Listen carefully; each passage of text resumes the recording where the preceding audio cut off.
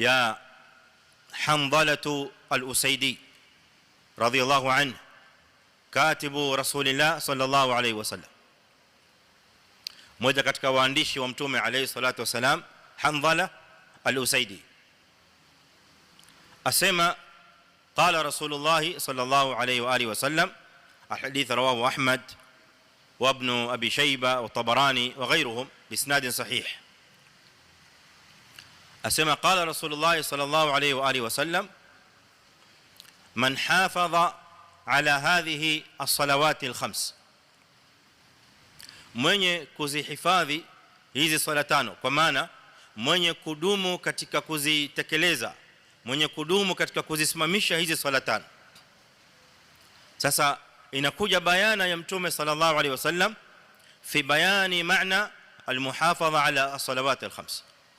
قال ala wudhu'iha, mwenye kuzihifadhi hizi swala tano akazihifadhi katika wudhu wake hizi swala, kila swala tano akawa amehifadhi wudhu wa kila swala,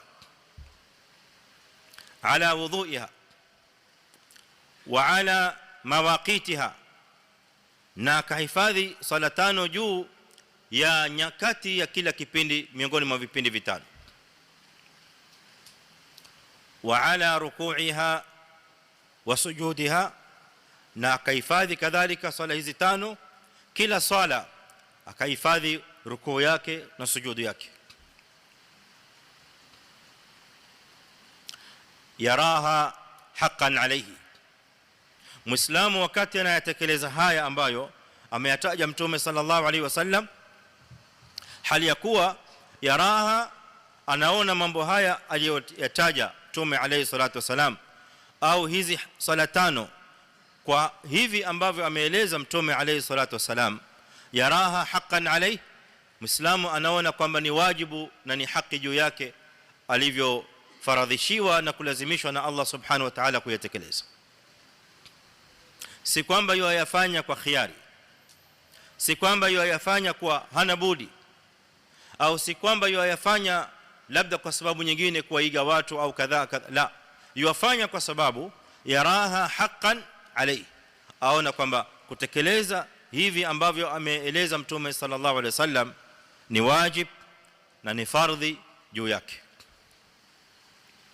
النتيجه الجزاء قال عليه الصلاه والسلام في روايه: وجبت له الجنه، وفي روايه اخرى او في لفظ اخر: حرم على النار.